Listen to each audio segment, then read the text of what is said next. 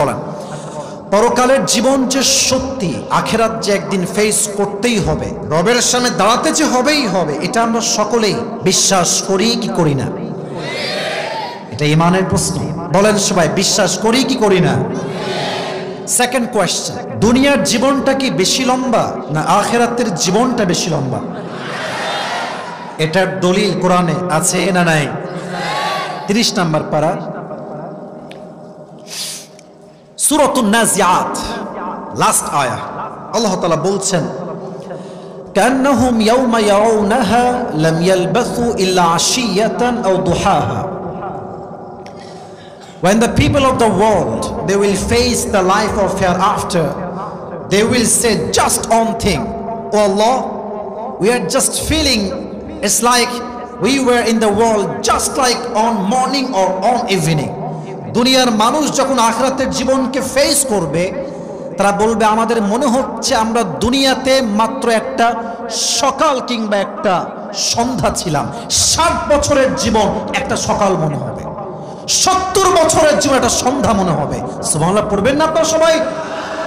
আচ্ছা, third question, পরকালের জীবন বেশি উত্তম না দুনিয়ার জীবন বেশি উত্তম? কোনটা? মাশাআল্লাহ, আবার বলি, দুনিয়ার জীবন বেশি উত্তম না পরকালের জীবন বেশি উত্তম? কোরআন এটা দলিল আছে না নাই? কোথায় আছে? সূরাতুদ দুহা, ওয়ালাল আখিরাতু খায়রুল লাকা মিনাল উলা। The life of hereafter is much more better than this worldly life. আল্লাহ তাআলা বলছেন, আমি দুনিয়ার জীবনটাকে আখিরাতের জীবনের চাইতে বেশি উত্তম বানাই নাই, বরং আখিরাতের জীবনটা দুনিয়ার জীবনের চাইতে হাজার হাজার গুণ বেশি উত্তম। সুবহানাল্লাহ পড়বেন না আপনারা সবাই? আচ্ছা, আমি লম্বা একটা সময় আমার জীবনের রাজশাহীতে কাটিয়েছি। লম্বা, it has been long time, maybe 20, 22, 23 বছর রাজশাহীতে আমি থাকছি। তো আমি যখন ঢাকায় থাকা শুরু করেছি, ঢাকা আমাদের কি বলেন দেখি, রাজধানী। আচ্ছা, ঢাকাতে গুলশান নামে একটা জায়গা আছে, নাম শুনছেন আপনারা? শুনছেন না? আচ্ছা, ঢাকাতে উত্তরা একটা জায়গা আছে, নাম শুনছেন? আচ্ছা, ঢাকাতে ধানমন্ডি জায়গা আছে, নাম শুনছেন? আচ্ছা, অ্যাভেলেবেল, নাম শুনছেন আপনারা সবাই, কেউ গেছেন হয়তো বা। আচ্ছা, আমার উদ্দেশ্য নাম বলা বা ঢাকার নাম বলা উদ্দেশ্য, আমার উদ্দেশ্য হচ্ছে, দেখেন আমাদের রাজশাহী শহর মাশাআল্লাহ অনেক পরিষ্কার পরিচ্ছন্ন শহর। যদি আপনি রাজশাহী শহরের বাইপাসে দাঁড়ান, 2 ঘন্টা 3 ঘন্টা সারাদিন দাঁড়া থাকবেন, কোনো বিএমডাব্লিউ নাই, মার্সিডিজ নাই, হ্যাঁ, রেঞ্জ রোভার নাই। যদি আপনি গুলশানে যান, ঢাকার গুলশানে, দেখবেন যে প্রত্যেক সেকেন্ডে সেকেন্ডে বিএমডাব্লিউ, মার্সিডিজ, রেঞ্জ রোভার যাচ্ছে আর যাচ্ছে। গেলে মনে হবে যে আল্লাহ, এটা কোনো জীবন চাপায়ে কিচ্ছু নাই, খালি কালার উঠি আর কিছু নাই। ঢাকা শহরে এত ফ্ল্যাট, এত গাড়ি, এত বাড়ি, বিএমডাব্লিউ, মার্সিডিজ, হ্যাঁ, রেঞ্জ রোভার, রোলস রয়েলস, বাপরে বাপ। মাথায় রাখবেন, যার টাকা যত বেশি তার টেনশন তত বেশি। আস্তে কেন, জোরে বলেন, কথা ঠিক আছে কিনা? দেখবেন কোটি টাকা ব্যাংকে আছে, রাতে ঘুম নাই, ট্যাবলেট খায়, রিক্সা চালায় খায়, মাত্র ইনকাম 500 টাকা, রিক্সার সিটে রাখে নিতম্ব, আর মাথার আগে রিক্সার পেছনের সিটে আরামে ঘুম দেয়, 10 ঘন্টা করে ঘুমই ভাঙে না। টাকা যার যত কম তার টেনশন তত কম। কেন বললাম? কিছু লজিক আছে। দেখেন, আল্লাহ কাউকে দুনিয়া দিয়ে পরীক্ষা করে, আল্লাহ কারো থেকে দুনিয়া ছিনিয়ে নিয়ে পরীক্ষা করে। উভয় অবস্থায় বান্দা যদি শুকরগুজার হতে পারে, আল্লাহ বলছে তার জন্য আমি আল্লাহ নিজেই জান্নাতের টিকিটকে কনফার্ম করে দিব। সুবহানাল্লাহ পড়বেন না আপনারা? এখন এই পরকালের জীবন নিয়ে কথা বলতে গেলে আপনার মনোমাইন্ডটা সেই লেভেলের ফ্রেশ না থাকলে আপনি আমার ওয়াজের আগাগোড়া কিছুই বুঝবেন না। আচ্ছা, আমরা এখন বসে আছি বর্ডার, মেবি কাছে আমাদের বর্ডার, তাই না? কত এখান থেকে বর্ডার? 34-35 কিলো হবে। আচ্ছা, আধা ঘন্টা যাওয়া যাবে? আধা ঘন্টায় 1 ঘন্টা লাগবে। আচ্ছা, চাপায়ের সদরের যে মেইন রাস্তা আছে, বাইপাস রোড, গেছেন না আপনারা সবাই? রাজশাহীতে সবচেয়ে বিপজ্জনক রাস্তা হচ্ছে গোদাগাড়ির যে রাস্তাটা, 1 লেনের রাস্তা, এই পাশে বাস, এই পাশেও বাস। আর ঢাকার কোচ যখন ছাড়ে এই চাপাই থেকে, এমন ভাবে যায় একটা মানুষ তার সামনে পড়লে পিছে সঙ্গে সঙ্গে মারা যাবে। ঠিক কিনা বলেন যুবক ভাইরা? পরকালের জীবনটা শুরু করছি স্টেপ বাই স্টেপ। আগামীকাল সকালবেলা আপনি বের হয়েছেন, আপনি যাবেন গোদাগাড়ির মেইন শহরে। আপনি আপনার বাইকে উঠে কিংবা সিএনজিতে করে বা অথবা অটোতে করে যাচ্ছেন। বাইপাস যে রোডটা, গোদাগাড়ির যে বাইপাস বা চাপায়ের সোজা বাইপাস রোড, বিশাল লম্বা রোড, একদম যে আপনাদের সোনামস্তির নাম শুনছেন আপনারা সবাই, এক লেনের রাস্তা, একদম বিশাল লম্বা, একভাবে যাচ্ছে একদম বর্ডার পর্যন্ত। আপনি জাস্ট উঠবেন, এটা হচ্ছে আপনার বাড়ির রাস্তা, নর্মাল রাস্তা, এটা হচ্ছে বিশ্ব রোড। আচ্ছা, বিশ্ব রোডে গাড়ি কি খুব আস্তে যায় না খুব স্পিডে যায়? স্লো যায় না স্পিডে যায়? যুবক ভাইরা বলো বলো। খুব স্পিড থাকে। আপনি জাস্ট উঠে বাম দিকে যাবেন গোদাগাড়ির দিকে। আপনার গাড়ি আছে মাত্র 5 কিংবা 10 কিংবা 15তে। যখনই বিশ্ব রোডে উঠবেন, বামে যাবেন, ঠিক ওই মুহূর্তে চাপাই থেকে ছেড়ে আসা একটা বাস ঢাকা যাবে, হানিফ এমন জোরে স্পিডে এসে আপনাকে এমন একটা ধাক্কা দিয়েছে, এক ধাক্কায় আপনি মানুষটা 30 হাত দূরে গিয়ে পড়েছেন। আর আপনার এই মাথার যে কপালের সাইডটা আছে, এটা সোজা গিয়ে রাস্তার যে পিচ থাকে শক্ত পাথরের মতো ঠাস করে বাড়ি খেয়েছে। একটা বাড়ি খাওয়ার সাথে সাথে মাথার পুরো কপাল ফেটে একদম ফিলকি দিয়ে গল গল গল গল রক্ত বের হচ্ছে। আর গোদাগাড়ির চাপায়ের সব মানুষ দৌড়ে আসে, ধরো এ লোকটা এখনই মারা যাবে, ধরো হসপিটাল নিয়ে যাও।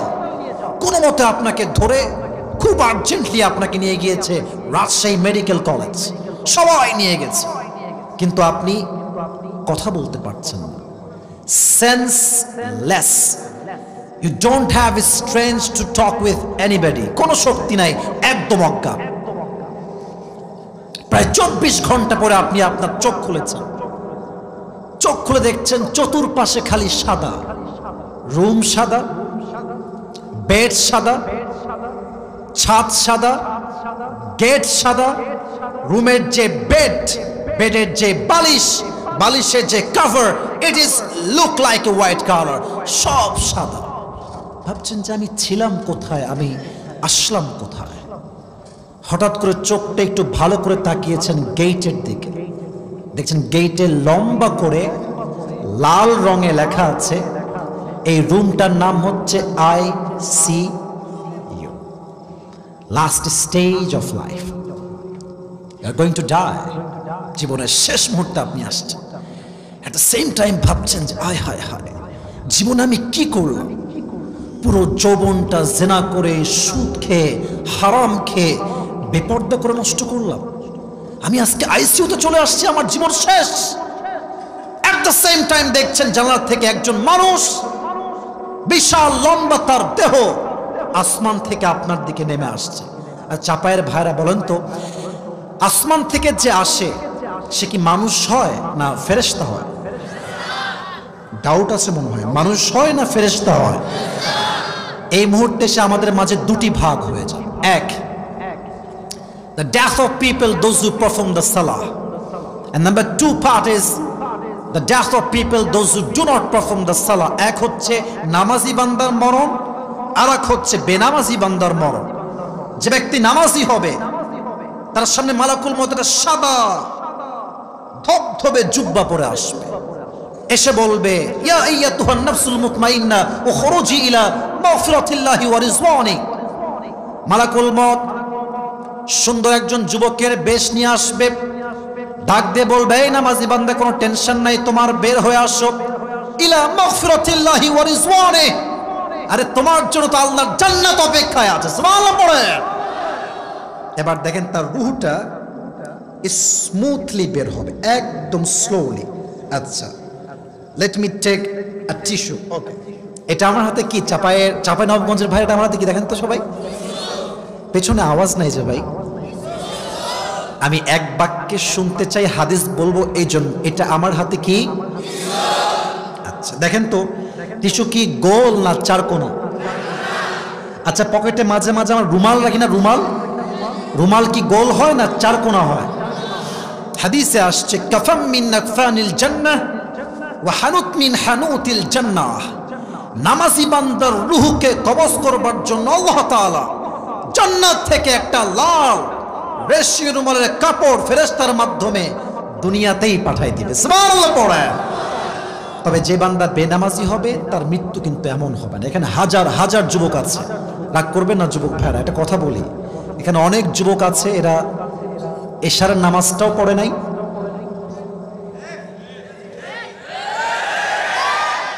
এরা ফজরটাও পড়বে না। এখন বলবো হুজুর মাহফিল দিয়ে তোর লাভ কোথায়? আছে লাভ। যদি একজন যুবক আজকে ফজরের নামাজ থেকে জামাত আসা শুরু করে দেয়, একজন যুবক নামাজি হয়ে যায়, আজকে মাহফিলটা সফল হয়ে যাবে। ঠিক কি বলে? বেনামাজি বান্দার সামনে মালাকুল মউত যখন আসবে, তার এই দেহের ড্রেস হবে, এটা কিন্তু মুখস্থ করতে হবে, ব্ল্যাক ড্রেস হবে। কি ব্ল্যাক? আচ্ছা, এই যে হাত, এটা হচ্ছে আমার স্কিন, আমি হচ্ছে শ্যাম বর্ণের মানুষ। এই যে মালাকুল মউতের যে হাতের চামড়া বা দেহের কালার, এটা হবে ব্লু কালার, নীল। তার চোখ হবে নীল, তার এক পা থাকবে জমিনে, আর হেড থাকবে আকাশ বরাবর, বিশাল লম্বা মাথা। তার এই ভয়ঙ্কর চেহারা দেখে বেনামাজি বান্দা থরথর থরথর থরথর করে কাঁপবে, একবার ডানে বামে সামনে পেছনে বারবার ছড়ছড়ি করবে। এবার বেনামাজি বান্দাকে মালাকুল মউত একটা চিৎকার দিয়ে ধমক দিয়ে বলবে, ইয়া আইয়াতুহান নাফসুল খাবিথা উখরুজি ইলা গাযাবিল্লাহ। এই বেনামাজি বান্দা বের হয়ে আয়, আল্লাহর গজব জাহান্নামের দিকে বের হয়ে আয়।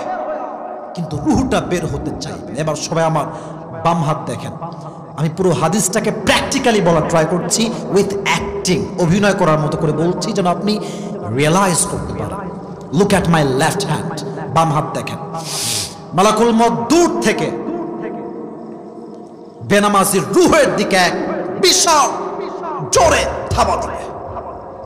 তার রূহে যখন হাতটা পড়বে, এমনি ধরে টেনে বের করবে।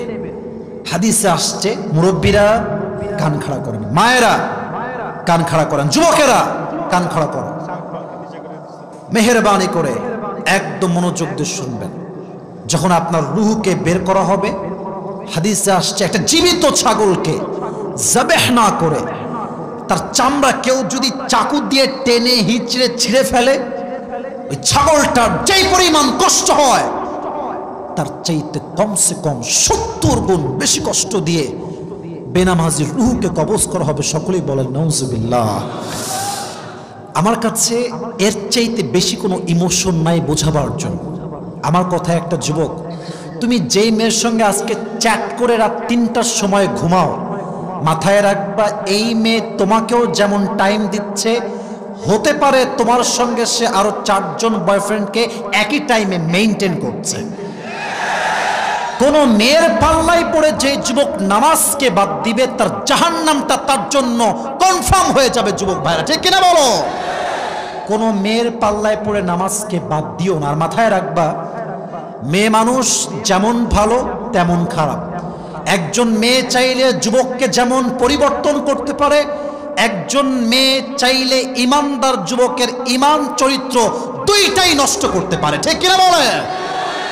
বেনামাজি বান্দা হয়ে মরা যাবে না। তো রূহ যখন কবজ হয়ে যাবে, the life of hereafter will start now। এই তো পরকালের জীবন শুরু। তবে একটা প্রশ্ন করতে চাই, পরকালের জীবনের প্রথম ধাপ কি দিয়ে শুরু হবে? কে বলতে পারে? কবর। এই তো মাশাআল্লাহ, ওই যে ভাই বলেছে, মাশাআল্লাহ। বলেন সবাই, নাম কি?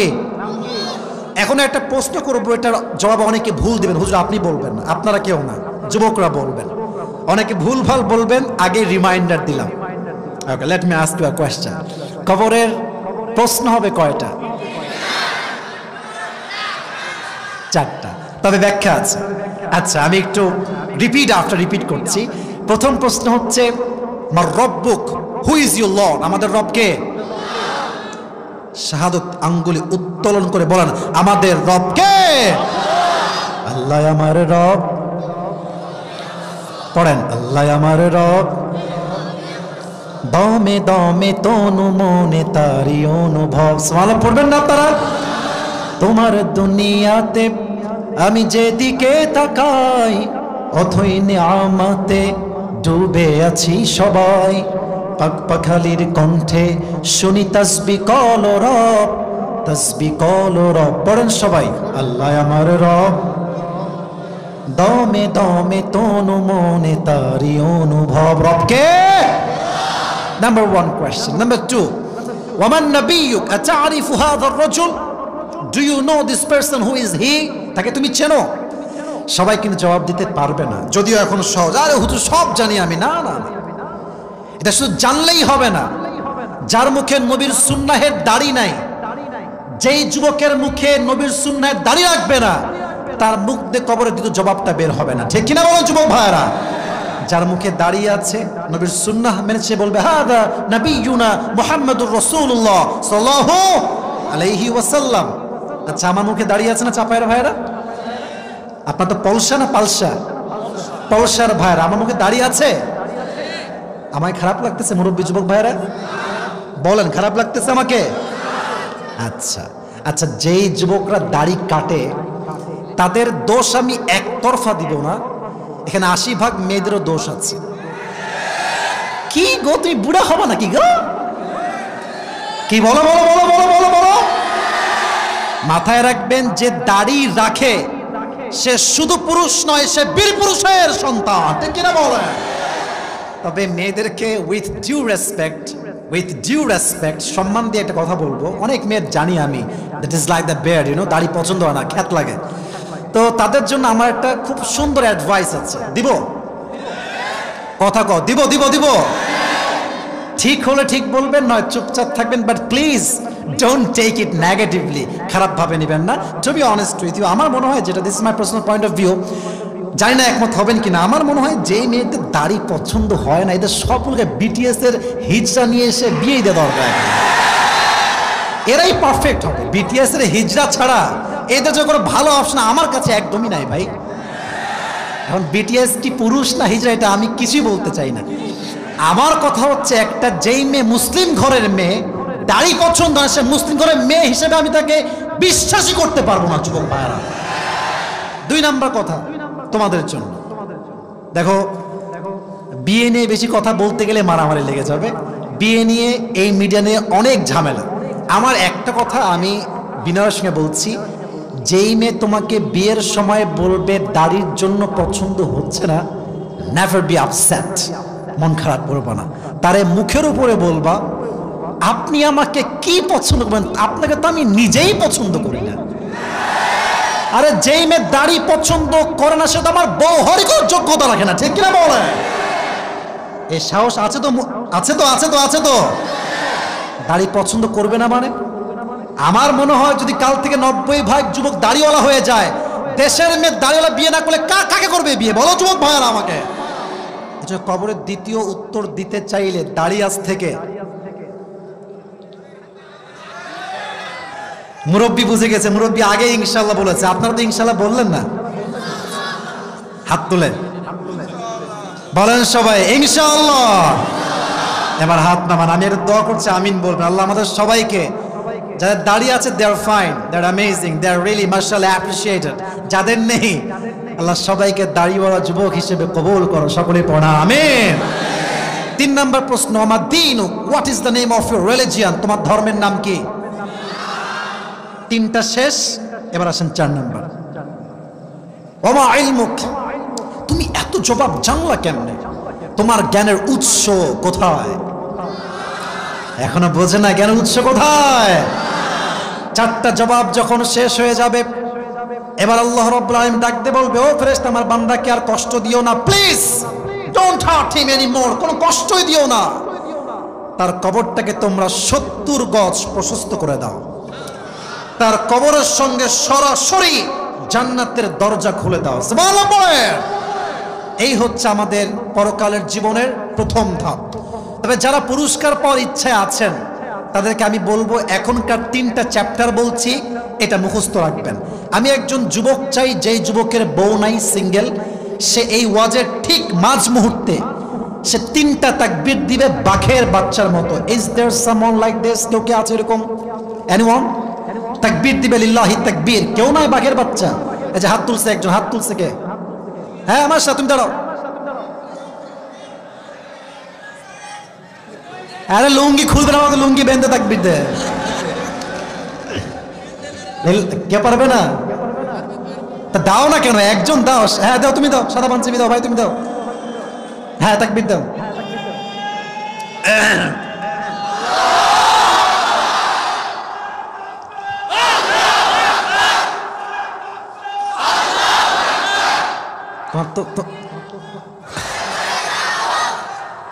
তোমার বউ কনফার্ম, বসে পড়ো। মাশাআল্লাহ, ভালো না সাউন্ড? মাশাআল্লাহ, রিয়েলি রিয়েলি অ্যাপ্রিশিয়েটেড, খুব ভালো সাউন্ড। পেছনে কেউ আছে? আরেকজন পেছনে কেউ দাঁড়াইছিল মনে হয়। হ্যাঁ একটা দাও, একটা তাকবীর দাও।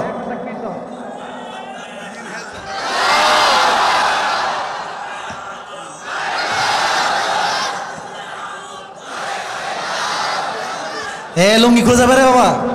হ্যাঁ বসে পড়ো, বসে পড়ো। আচ্ছা আমার সঙ্গে তাকবীর দাও, সবাই কাশি দেন। লিল্লাহি তাকবীর।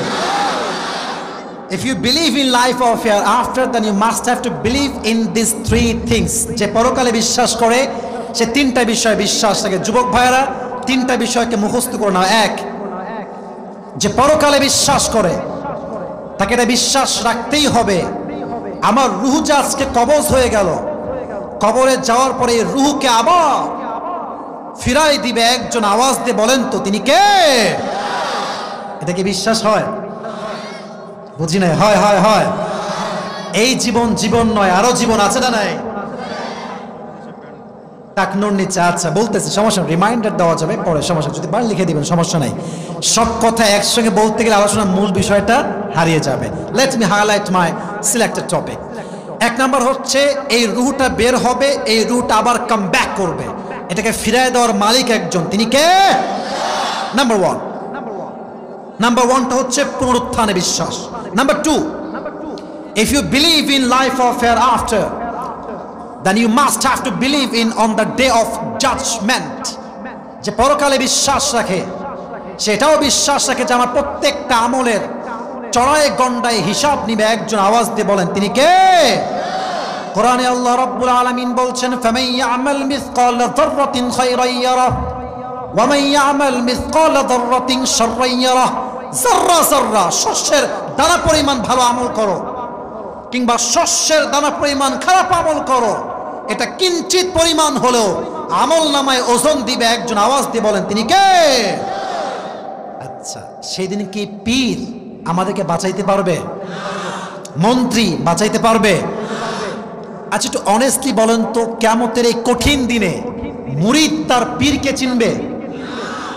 বাঁচতে কেন? ইয়েস নাকি নো? মন্ত্রী তার চামচাদেরকে চিনবে? চিনবে না।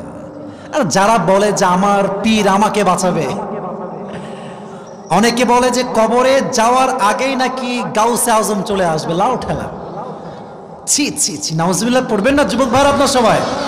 ইয়াউমা ইয়াফিরুল মারউ মিন আখি ওয়া উম্মিহি ওয়া আবিহি। ভাই তার ভাইকে চিনবে না, মা তার সন্তানকে চিনবে না, সন্তান তার মাকে চিনবে না। এটা হবে সেই কঠিন দিবস। তবে এবার আমার দুই হাত দেখেন, এটা হচ্ছে ডান হাত পলসার ভাই, এটা হচ্ছে কি হাত? আচ্ছা, মিজানের পাল্লা নাম শুনছেন তো সবাই আপনারা? অনেক ব্যাখ্যা, বেশি ব্যাখ্যা দিব না, প্রেসাইজলি বলছি। ডান আমল, এই তিনজন কয়ে যায়, এই মায়ের হাত দিয়ে ভাঙা দিব রে। আচ্ছা বসে পড়েন। আচ্ছা দুই একজনের ওয়াশরুম লাগতে পারে, দ্যাটস নর্মাল। আমি ঝাড়ি দিচ্ছি, ঝাড়ি দেওয়ার জন্য আমার এটা ভালোবাসা। ভালো যে বাসে সে শাসন তো করতে পারে, পারে না? পারে না? পারে না? তবে দেখেন চাপাইকে আমি ভালো না বাসলে দেখেন যাব কোথায়। রাত প্রায় 12টা বাজতে গেল, মানে একজন লোকের মাঝে বিরক্তি কোনো ভাব নাই। এটাই হচ্ছে ইসলামের ভালোবাসা, ঠিক কিনা বলেন? আমি ওয়াজ শেষ করি কেমনে যে মানুষগুলো এত আগ্রহ নিয়ে শুনছে, এদিকে তো ওয়াজ আজকে শোনায় যাওয়াই লাগবে, ঠিক কিনা বলেন? আচ্ছা এবার look at my two hands, ডান হাত বাম হাত দেখেন। আল্লাহ বলছেন ফামান ইয়ামাল মিসকালা যাররাতিন খায়রান ইয়ারা ওয়া মান ইয়ামাল মিসকালা যাররাতিন শাররান ইয়ারা। আরেক আয়াত, ফামান সাকুলাত মাওয়াজিনু ফাহুয়া ফি ঈশাতির রাদিয়া ওয়া আম্মা মান খাফফাত মাওয়াজিনু ফাউম্মুহু হাওিয়া। এবার আমার দুই হাত দেখেন, এবার আমি বাংলা বলছি, আয়াতের ট্রান্সলেশন। দুই হাত দুই দিকে, ডান আমল বাম আমল। আল্লাহর হিসাব কত সহজ, প্লিজ ট্রাই টু আন্ডারস্ট্যান্ড, বোঝার ট্রাই করুন। আল্লাহ বলছে, বান্দা তোর আমল যে এরকম হওয়া লাগবে, ইটস নট লাইক দ্যাট। তোর নেক আমল যদি একটু ভারী হয়ে যায়, একটু, একদম কিঞ্চিত পরিমাণ, যদি এক ভাগও ভারী হয়ে যায়, আমি আল্লাহ তোর জন্য জান্নাতকে ওয়াজিব করে দেব। দেখছেন কি সুন্দর হিসাব? আমি ভুল বলছি না, কোরআনের কথা। ফামান ফাকুলাত মাওয়াজিনু, 100 ভাগ আমল যদি মাত্র 50-এর 1 ভাগ বেশি পান, 51 যদি হয়ে যায়, আপনার জন্য জাহান্নামের খাতা থেকে নাম কেটে আল্লাহ আপনার নামটা জান্নাতের খাতায় লিখে দিবে। সুবহানাল্লাহ পড়ে। তবে একজন বান্দা কিয়ামতের দিন এমন হবে যার আমল নামা সমান সমান হয়ে যাবে, ডানেও 50 বামেও 50। তার লাগে আর কয় আমল? চাপাই নবগঞ্জের ভাইরা বলেন দেখি। বাপরে, মারাত্মক অ্যাক্টিভ। লাগে কয় আমল? সে বলবে আরে কোনো টেনশনই নাইবে, এদিকে মা আছে আমার, মা দিবে। কি গে মা দিবি না? না দিব না। তুই কে? এই সত্য কথা। মা চিনবে না, বাপও চিনবে না, বউ চিনবে না। যুবক ভাইরা কথা ঠিক কিনা বলো? একদম সোজা অস্বীকার করবে। কে তুমি? কই থেকে আসছো? আসলে যদিও এটা একটু মজা করে বলে ফেললাম, বাট কথাটা কিন্তু খুবই সেন্সিটিভ। মা চিনবে না মানে এটা মানে হৃদয়ে কেমন যেন দাগ কাটে আমার। মানে আমার মা আমাকে যে কত ভালোবাসে, এটা I can't express the love of my mother. প্রত্যেকের মা প্রত্যেককে ভালোবাসে, আই নো দ্যাট। বাট এই মা যখন বলবে যে আসিফ তোকে আমি চিনি না, এটা আমি কেমনে নিব? বাপ বলবে কে আসিফ? আমি চিনে থাকি, এখান থেকে বের হয়ে যাও। একটা আমল চিনবে না। ছোট্ট একটা ঘটনা মনে পড়ে গেল। তো ওই বান্দা বাপ চিনল না, মা চিনল না, কেউ চিনে না, হতাশ। একটা আমল কি কোথাও পাবো না? হঠাৎ করে একজন যুবক আসবে, এসে বলবে এই ভাই কি হয়েছে তোমার? টেনশন কেন তোমার এত? বলে ভাই সব ঠিকঠাক আছে, জাস্ট একটা আমলের জন্য আমি জান্নাত পাচ্ছি না। ওই যুবক বলে ভাইজান টেনশন নাই, ওই একটা আমল আজকে আমি আপনাকে দান করব। জোরে সোরে সুবহানাল্লাহ পড়েন আপনারা সবাই। তো সে বলবে আরে তুমি কেন দিবা আমাকে? তুমি কে? কই থেকে আসছো তুমি? বলছে ভাই আপনি নিবেন কি তাই বলবেন? দাও দাও দাও, লাগবে আমার, দাও জলদি করে দাও। নিয়ে সোজা আল্লাহ একটা আমল পেয়ে গেছি, please let me enter in the paradise, আমাকে জান্নাত দাও, আমি একটা আমল পেয়ে গিয়েছি। আল্লাহ বলবে কি রে তোকে একটা আমল কে দিয়েছে আজকে? বাপ দেয়নি, মা দেয়নি, বউ দেয়নি, সন্তান দেয়নি। No one has given. Who has given? দিল কে তোরে? বলবে আল্লাহ দাখি, এই যে আমার ভাই, সে আমাকে একটা আমল দিয়েছে। আচ্ছা আল্লাহ কি জানে না? কথা কম, জানে না? ভালোবাসে তাই জিজ্ঞেস করছে, এই কিরে তুই একটা আমল কেন দিলি? বাপ দেয়নি, মা দেয়নি, কেউ দেয়নি, তুই কেন দিলি? সে এক অবাক করে উত্তর দিবে, বলবে আল্লাহ আমার কাছে আছেই একটা, ও থাকলেও কি না থাকলে কিন্তু আমি কনফার্ম জাহান্নামী আমি জানি। তা আমি ভাবলাম যে যদি আমার একটা আমল আমার ভাইকে জান্নাতে নিয়ে যায় আমার উপকারের মাধ্যমে, সমস্যা কি? আমি দয়া করে মায়া করে একটা আমল আমার ভাইকে গিফট করেছি। আল্লাহ বলবে ও আচ্ছা আচ্ছা, তুমি আমার চাইতে বেশি দয়াময় হতে চাও, তুমি আমার চাইতে বেশি মায়াময় হচ্ছ? না না না, আনার রহমান, আনার রহিম, I am the most merciful, I am the most gracious, and I am the most kindful Lord. আমার মতো দয়াময় মায়াময় প্রভু আর কেউ নাই। আজকে তোমাকে যে একটা আমল দিয়ে হেল্প করেছে, তুমি একা জান্নাতে যেও না, তুমিও জান্নাতে যাও। যে তোমাকে একটা আমল দিয়ে তাকে নিয়ে একসঙ্গে দুইজন জান্নাতে প্রবেশ করো। আল্লাহ তাআলার হিসাব কত সহজ। যে পরকালে বিশ্বাস রাখে সে হিসাব দিবসে বিশ্বাস রাখবে কি রাখবে না? বলেন তো হিসাবের প্রথম হিসাব কি বিষয় হবে? খুবই সহজ উত্তর, নামাজ। চাপায়ের লোকের ব্রেনই আলাদা ভাই। বলেন তো দেখি নাম কি? আউয়ালু মা ইউহাসাবু বিহিল আবদু ইয়াউমাল কিয়ামাতি আস-সালাহ। প্রথম প্রশ্নই হবে নামাজ নিয়ে। আপনি হিসাব করেন আজকে যখন রোজার মাস ছিল, ফজরে 2 কাতার লোক হতো, 3 কাতার লোক হতো। রোজার মাস শেষ, এখন ৩-৪ জন লোক ছাড়া মানুষদেরকে হারিকেন দেওয়া মস্তে খুঁজে পাওয়া যায় না, ঠিক কিনা বলে? আজীব কথা। রমজান মাস আসলে খালি নামাজ পড়ে, বাদ বাকি মাসে কোনো নামাজের খবরই নাই। আমাদের ইসলামের দ্বিতীয় খলিফার নাম কি, কে বলতে পারে? জোরে বলার নাম কি? ওমরে ফারুক রাদিয়াল্লাহু তাআলা আনহু। একটা লম্বা হাদিস মাথায় আসছে। আচ্ছা, রাত তো প্রায় 12টা বাজে, আমাকে কি 12টার পরে ওয়াজ করতে দেওয়া যাবে না আজকে একটু? সমস্যা নাই তো কোনো আজকে? না দেখেন, আমি বলি, আমাকে please let me talk, let me handle. আমি বলি, চাপায়ের মানুষের কাছে সময়ের হিসাব করলে কিন্তু চলবে না। আর আমার এটা মনে হয়, this is my personal point of view, যদি এখানে রাত 3টা পর্যন্ত ওয়াজ হতো, আমার বিশ্বাস এখানকার প্রত্যেকটা লোক ওয়াজ শেষ করে বাসায় যেত, ঠিক কিনা বলে? চাপায়ের মানুষ যে চেনে না, সে অনেক চেনা বাকি আছে তার। তা আমার কথা হচ্ছে 12টা বেজে গেছে, আমাকে আমার ওয়াজটার এন্ডিং তো করতে হবে। 10-15 মিনিট সময় কি এক্সট্রা দেওয়া যাবে না আমাকে আজকে ইনশাআল্লাহ? কাশি দেন সবাই, দেন তাকবীর, লিল্লাহি তাকবীর। ওমরে ফারুক রাদিয়াল্লাহু তাআলা আনহুর জামানায় একজন মুনাফিক, একজন আগুনের উপাসক, তার নাম হচ্ছে আবু লুলুয়াল মাজুসি, সব সময় আগুনের পূজা করে। এসে বলছে, Omar, I have on objection, আমার একটা অভিযোগ আছে। কি অভিযোগ বলো? বলছে, আমার যে মালিক আছে, যে মনিব আছে, তিনি প্রত্যেক দিন আমার কাছে 6 দিরহাম চার্জ করে, কিন্তু আমার জন্য it's really hard for me to pay. আমি পারি না, আমি খুব কষ্ট হয়ে যায় আমার, প্লিজ আপনি একটু কমায় দেন। তো আমার বলছে, ভাই বুঝলাম তোমার কষ্ট হয়, বাট তোমার চাকরি কি, তোমার বিজনেস কি, তুমি কি করো? বলছে, আমি তো মূলত খঞ্জর বানাই, চাকু। এটাকে বলা হয় আরবিতে খঞ্জর। দেখবেন গুগলে সার্চ করে সুলতান আল কাবুস নাম লিখবেন, গুগলে দেখবেন ছবি আসবে, তার ঠিক পেটের ডান দিকে বিশাল লম্বা একটা খঞ্জর রাখা আছে। এটাকে আরবিতে বলা হয় খঞ্জর। মাকবাদাতুহু ফি ওয়াসাতি, ডানেও ছুরি, বামেও ছুরি, মাঝখানে হচ্ছে হ্যান্ডেল। আমার হাত দেখেন, এটা তাহলে বুঝবেন হাদিসের ব্যাখ্যাটা। এটাও হচ্ছে ছুরি, এটাও ছুরি, এটা হচ্ছে হ্যান্ডেল। এটাকে বলা হয় আরবিতে খঞ্জর, ছুরি বা চাকু। বলছে, তাই নাকি? তুমি তো অনেক ধনী ভাই, এই মদিনায় খঞ্জর কেউ বানাইতে পারো না, তোমার তো 6 দিরহাম নয়, ইউ শুড বি চার্জ 10 দিরহাম, তোমার তো 10 দিরহাম চার্জ হওয়া দরকার।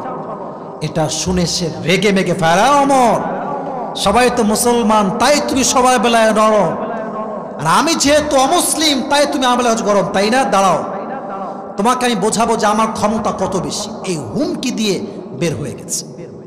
ওমরে ফারুক তো অবাক হয়ে, তার কাছে সাহস কত, প্রধানমন্ত্রীকে হুমকি দেয় এই লোকটা কে? আসলে বের হয়ে গেছে।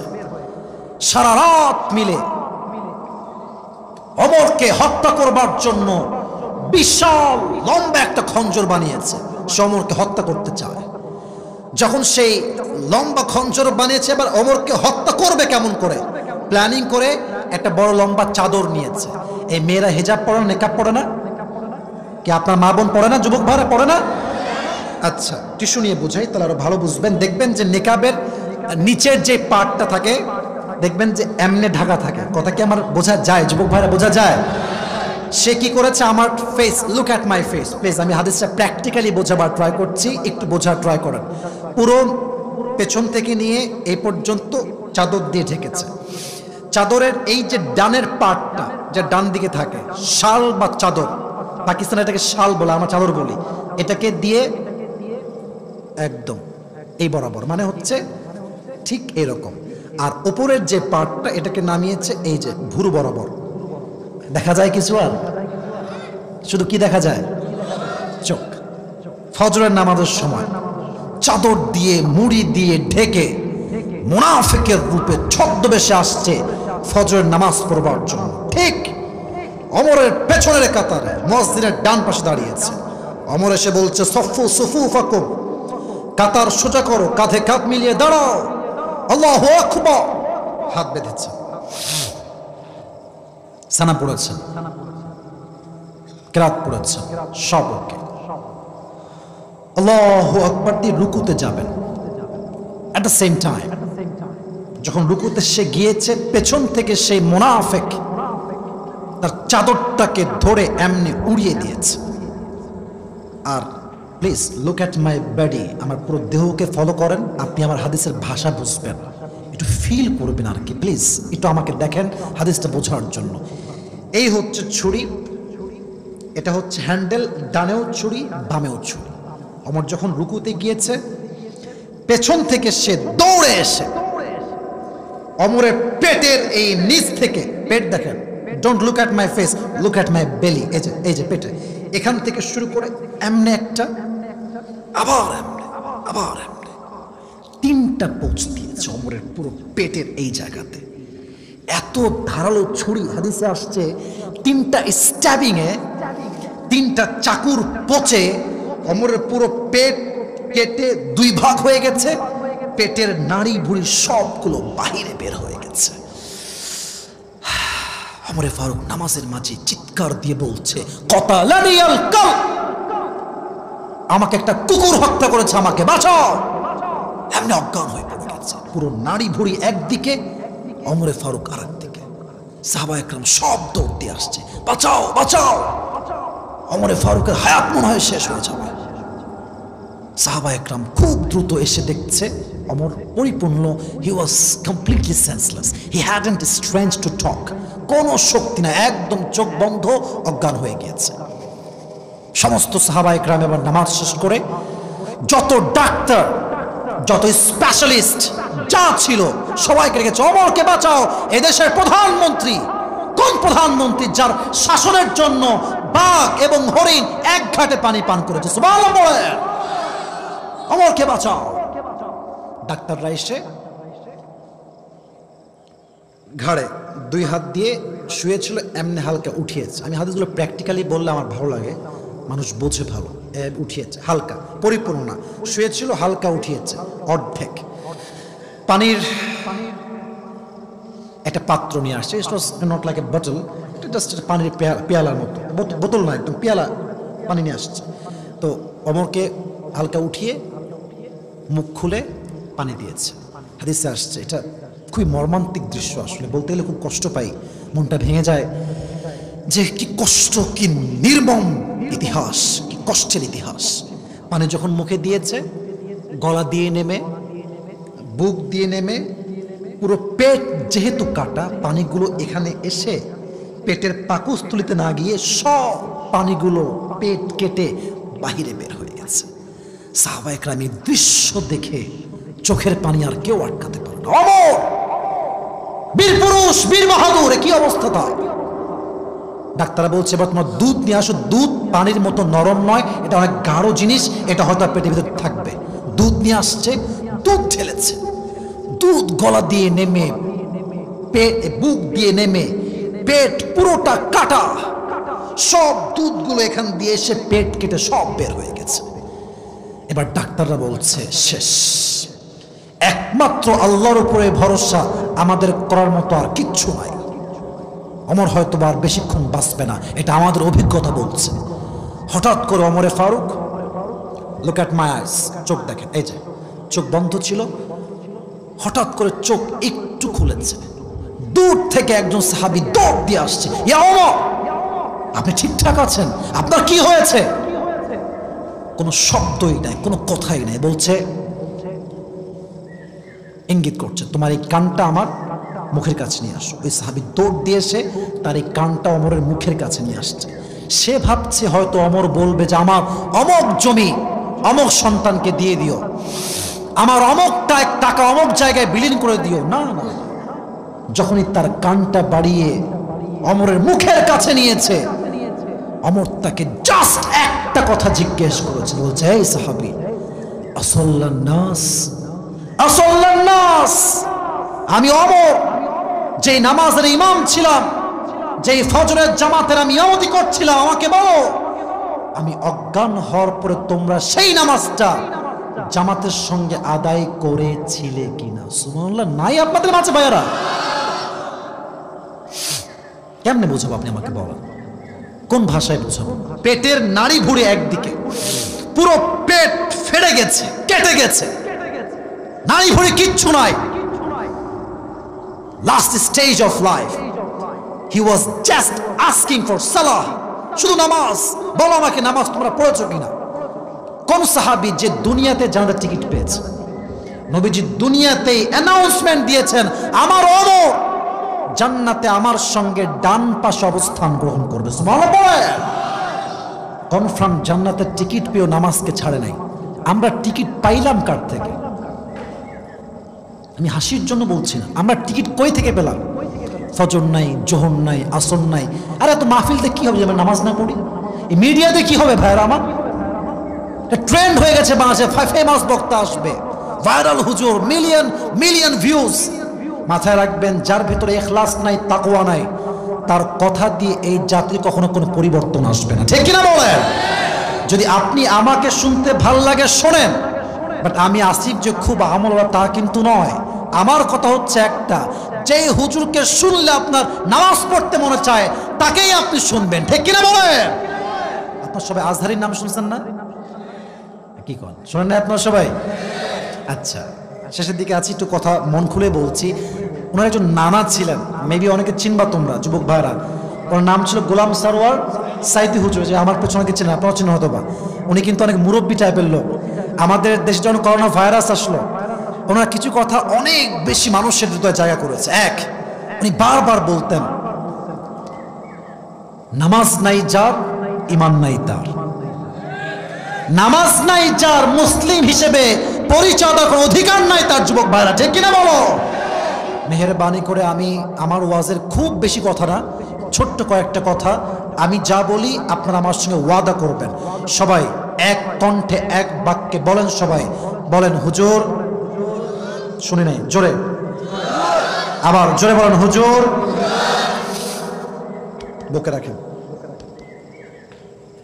Put your hand on your heart. এই যে বুকে, একদম ডান হাত বুকে রাখেন। আপনি আমাকে ভালোবাসলেও রাখেন, না রাখলেও রাখেন, এটা আমার আবদার। বলেন সবাই আমরা। পেছনে আওয়াজ খুব ভালো, সামনে আওয়াজ নেই। বলেন সবাই আমরা। আজকে ওয়াদা করলাম, ফজর থেকে নিয়ে আর কখনো আর কখনো এক ওয়াক্ত নামাজ কাজা করব না। এবার দুই হাত তুলে সকলে বলেন ইনশাআল্লাহ। আল্লাহ কবুল করুন, সকলে পড়া আমিন।